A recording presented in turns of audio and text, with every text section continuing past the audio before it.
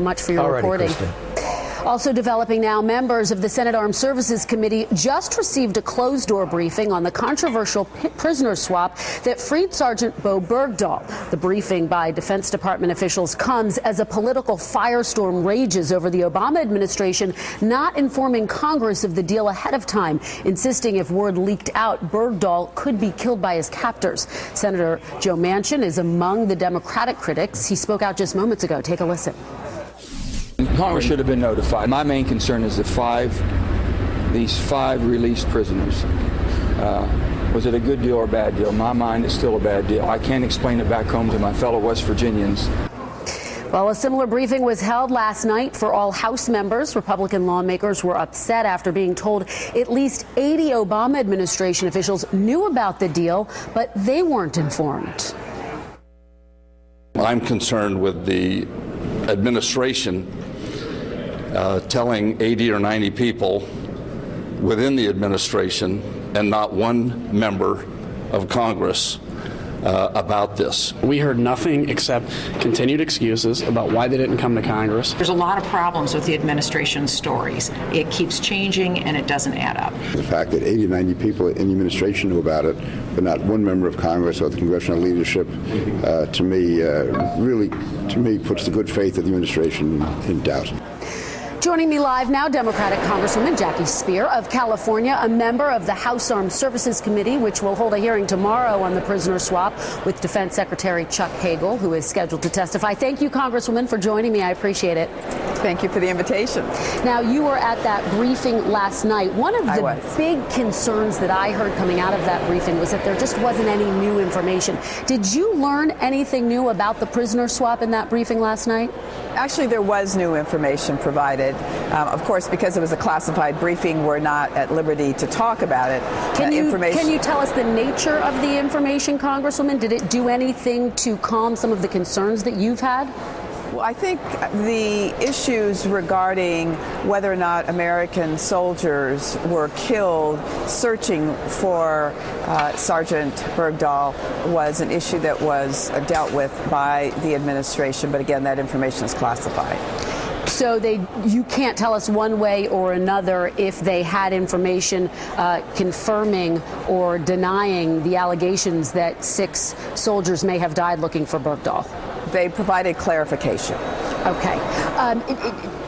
The other, of course, complaint that we are hearing from a number of your colleagues is that 80 to 90 administration officials knew about this prisoner swap, and yet members of Congress weren't briefed. Do you share the frustration of your fellow colleagues? Well, let me first say that, Congress members have big egos, and so there's a fair amount of, why weren't we notified? The truth of the matter is that certainly the leadership, certainly the chairs of the Intelligence Committee should have been notified. The president has apologized for not notifying them. It was an oversight. I don't think it would happen again. Clearly, we should be informed.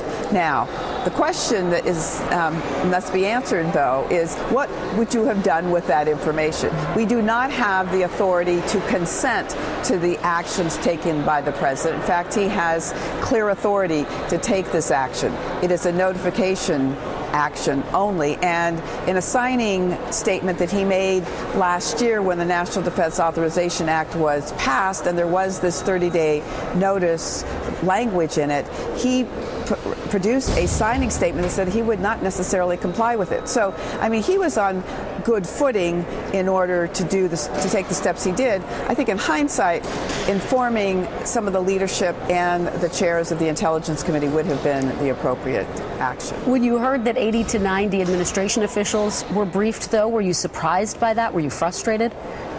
Well, it wasn't so much they were briefed. They had to be brought into the deliberations in terms of logistically how they were going to go about doing it, whether legally they had the authority to do it. So they were brought in on a need-to-know basis. I think that leadership should have been put on notice.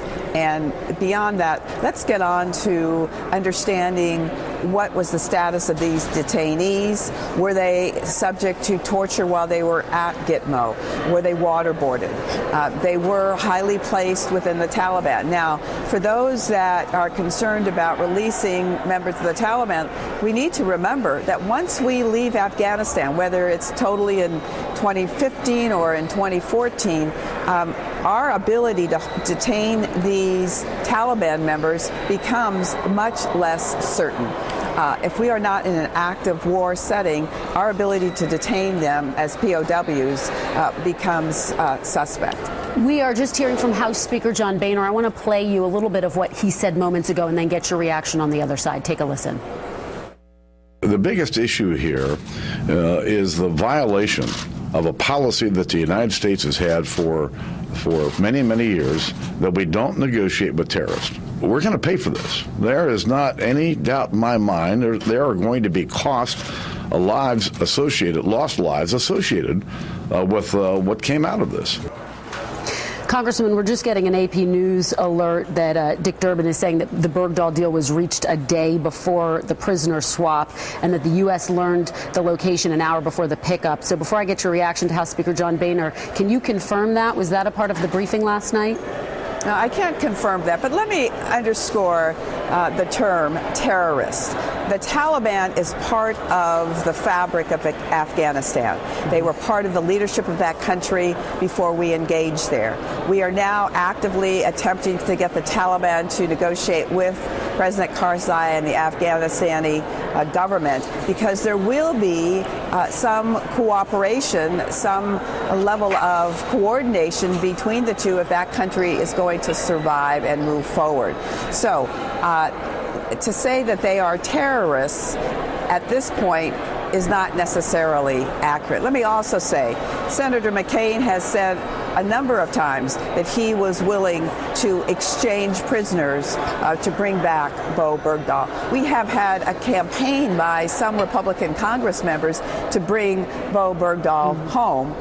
And one of those members has actually flipped and now says that he shouldn't have come home. I mean, you can't be on both sides of this issue. There's a lot of hypocrisy and there's a lot of campaigning going on this issue right now. All right, and the investigation into what exactly happened continues. Congresswoman Jackie Speier, thank you so much for your time. We really appreciate it. Thank you.